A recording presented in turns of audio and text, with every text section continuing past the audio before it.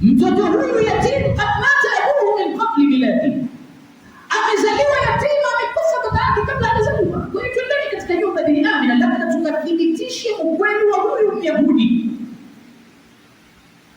Myahudi akakamatwa mkono ili naye awe ni sehemu ya kushuhudia kile alichokisema mbele ya watu. Kama ni kweli basi fahuwa fabiha wa ni'ma, na kama muongo mwambie wewe umekuwa kadhi. Wakaenda katika nyumba bibi Amina, fataraku albab, wakapiga hodi, ya Amina tukhruji ilayna ibnak. Wanamuita bibi Amina, wanamwambia toa mtoto wako kuje. Mama Amina yule akamtoa mtoto wake ibnu saghir wa huwa fi sadir, anamtoa anampeleka kwa Makuraishi. Makuraishi wanamchukua, wao hawakutafuta kitu chengine, hawaharuhu wakamgeuza kule mgongoni, wapata kuiona ile alama kwamba wameambiwa wafifa idhaini au wafika tibai alamatun mutawatiratun kaannahunna urifa hurs. Kuna alama inathibitisha kwamba yeye ni mtume. Walipomgeuza falamma dhaharuhu fawajadu tilka al-an'am au tilka ash-shahid, wakaipata ile alama pale katika bega la mtume, iko hiyo alama. Wakapata ajabu sana Makuraishi wa Maka, fatasaffahu jamia, kila aliyegemea ukuta, alopiga goti chini, aloanguka, kila mmoja na hali yake iliyokuta bado. Myahudi akawaambia, waihakum ya ma'shara Quraish farihtum biha, mna nini nyinyi Makuraishi, kuweni na furaha. Qad dhahabat an-nubuwwa min bani Israila al-an wan-nubuwwa baina aydikum, utume umeshaondoka Bani Israili, utume sasa uko mikononi mwenu. Wallahi la yastuna sufwata khabarihi min mashriqi al-ardi wa maghribiha, na kuwapieni mtoto huyu habari yake itaenea duniani mashariki na magharibi. Ilikuwa ni ajabu na ni hadithi ambayo iligonga vichwa vya watu kipindi kile, hasa kwa hawa Mayahudi ambao walikuwa wanaishi katika hizi sehemu za Jazira ya Kiarabu. Katika ardhi ya Madina wa Uislamu kuna bwana mmoja anaitwa Abdurrahman Ash-Shahili kutoka katika kabila la Mayahudi. Abdurrahman anatoka katika kabila moja la Mayahudi anaitwa Bani Qurayza, ndio pia ni Mayahudi. Akifika Bani Qurayza akakuta watu wanafuga farasi wao, wanaitazana zile za kivita na kadhalika, wako pale wanajishughulisha na mambo, alafu wakao wenyewe yatajadabuna au yatajadabu atraf alhadith, wanazungumza kwenye hadithi mbalimbali zinazungumzwa. Lazima Abdurrahman al-Ashhali ikawa kuna hadithi kaisikia pale, jamaa laqad ra'aytu laylata al-bariha an-najmu al-ahmar, usiku uliokwisha jamani kuna nyota nyekundu nimeiona. Qad wulida nabiyyu hadhihi umma, ameshazaliwa mtume wa umma huu. Sasa katika wale mabwana walikuwa wanazungumza hadithi zao, wanafunga vipando vyao, mmoja akasema kumwambia mwenzake, wama sifatuhu, hebu tuambie sifa zake zipo vipi huyo mtu unamtaja? Akasema sifa zake, fi ainaihi humra, yalbasu ash-shamla, yarkabu al-himara, wa sayfihi fi atiqihi, wa fi hadha al-bilad muhajiri. Mmoja anasema kwanza macho yake yana wekundu, yana adatun humra, yana alama za wekundu kwenye macho yake. Yalbasu ash-shamla, mavazi yake akivaa kutoka juu mpaka chini, shamla litoke vazi juu yake mpaka chini yake la moja kwa moja. Yarkabu al-himara, anapanda punda. Katika hadithi nyingine yarkabu al-jamal, anapanda ngamia. Lakini kadhalika wasayfi fi atiq, upanga wake anaweka kwenye sehemu ya shingo, yani anatundika huko nyuma, unafika bavuni, unatoka katika sehemu ya bega hapa juu, anatundika hapa. وفي هذا البلاد مهاجر، na huu mji wa Madina atahamia Abdurrahman al-Ashhali.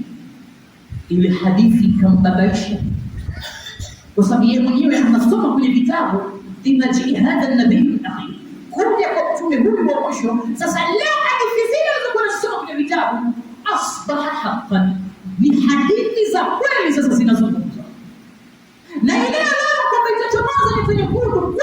Sasa ameshuhudia na amesikia hadithi, akutoka Abdurrahman al-Ashhali kutoka Bani Qurayza akaenda katika kabila lingine Bani Nadir. Akifika kule Bani Nadir akakuta watu wamekusanya, Mayahudi hao pia wamekusanywa wengi mno. Kwenye Mayahudi wale kuna bwana mmoja anaitwa Zubair ibn Bakr. Yeye huwa alikuwa ni alimun inda Yahudi batriqu, yani yeye ni mwanachuoni mkubwa katika Mayahudi, ambapo hao Mayahudi wote kanu yatajihuna ilayhi fil ilmi, katika mambo ya kusoma bwana ndio alikuwa darasa lao wakimwelekea. Basi alisimama Zubair ibn Bakr mbele ya Mayahudi akiwaambia, laqad talaa alaykum an-najmu al-ahmar, imechomoza jamani, yote nyekundu. Haichomozi nyota hii illa waqad wulida an-nabiy hadhihi al-umma, isipokuwa ameshazaliwa mtume wa umma huu wa mwisho. Haya ndio maneno ambayo Bwana Zubair ibn Bakr aliyazungumza. Sasa imepita miaka takriban 53, miaka 53 iliyopita mtume kashahamia Madina, yuko kwenye ardhi ya Madina. Sasa huyu bwana Abdurrahman al-Ashhali, ile hadithi alikuwa nayo bado katika kichwa chake, akamsimulia mtume kile kilichotokea na alichokishuhudia kutoka kwa Mungu. Mtume akamwambia katika ile hadithi ya mwisho Zubair ibn Bakr, akamwambia, lau aslama Zubair ibn Bakr la aslama damuhu min asadi al-yahudi fa innahu lahu muttaba.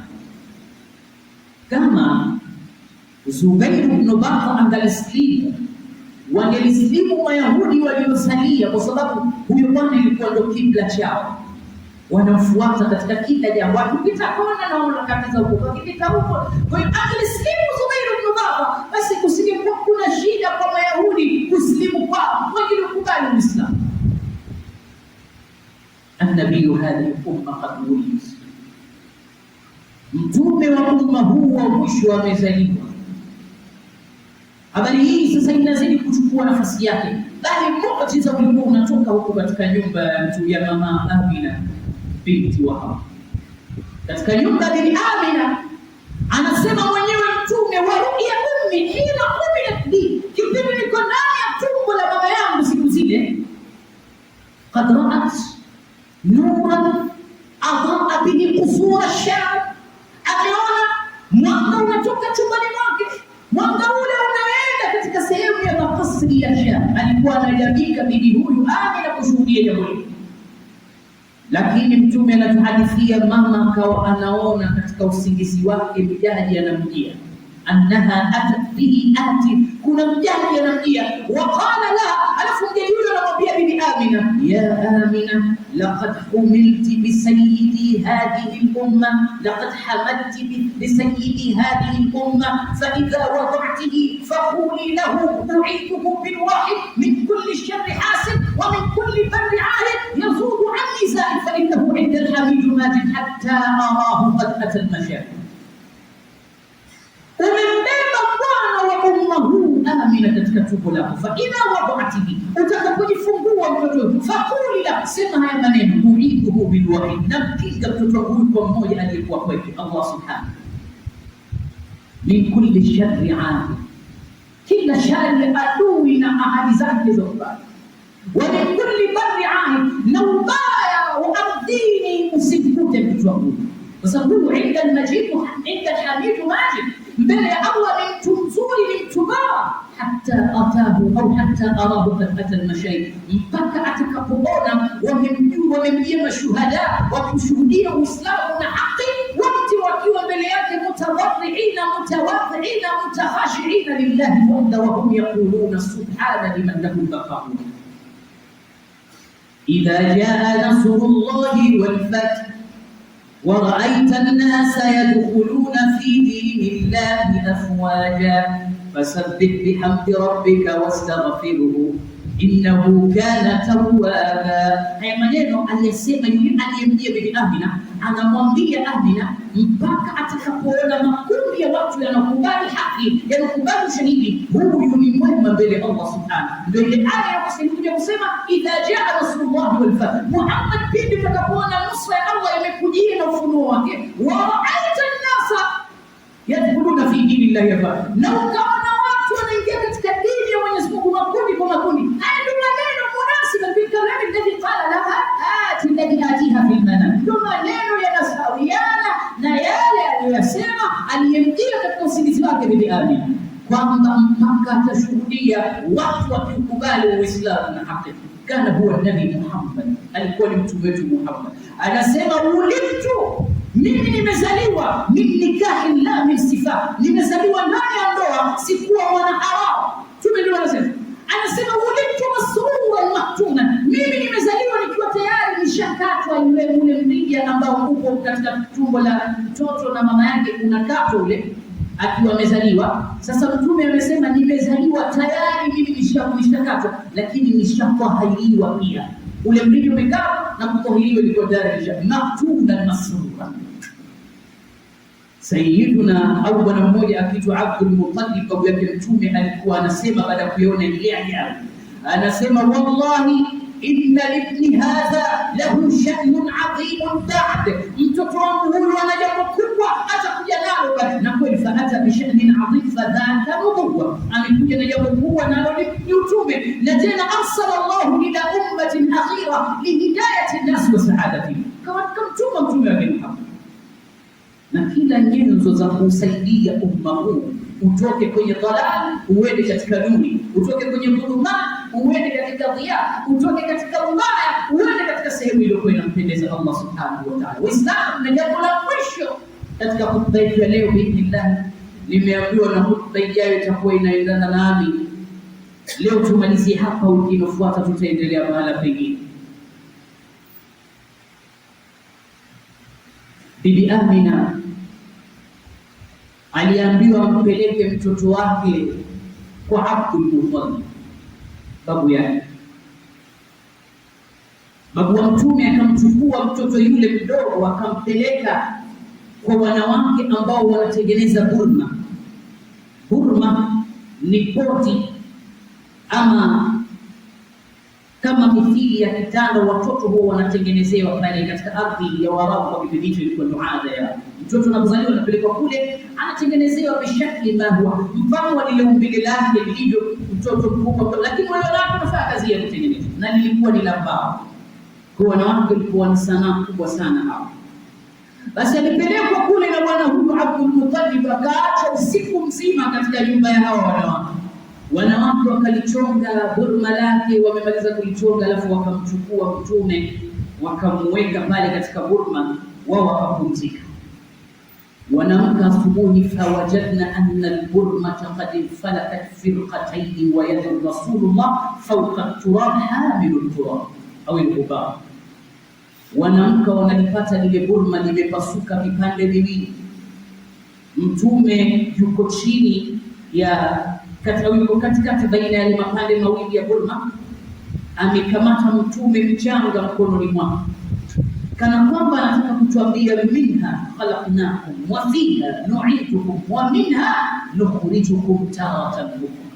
Kutokana na huu udongo mliokamata, huku mmeumbwa, huku mtarejeshwa, na huku mtatoka siku ya hukumu, kwa sababu kullukum adam wa adam min turab, nyote ni wanadamu na Adam ametokana na mchanga. Anakuja kuelezwa Abdul Muttalib, akawaambia wale wanawake, uktubna, lificheni jambo hili, wala tuhadithna ala ahadi, msimsimulie mtu yoyote, inna libni hadha lahu sha'nun 'adhimun yati min ba'd, mtoto wangu huyu ana jambo kubwa baadaye litakuja. Hadithi hizo ukitaka kuzijua, nenda katika kitabu cha Ibn Hisham Siratun Nabawi, utapata ameandika kwa ufasaha uliokuwa mzuri, na utajifunza miladul Mustafa Muhammad.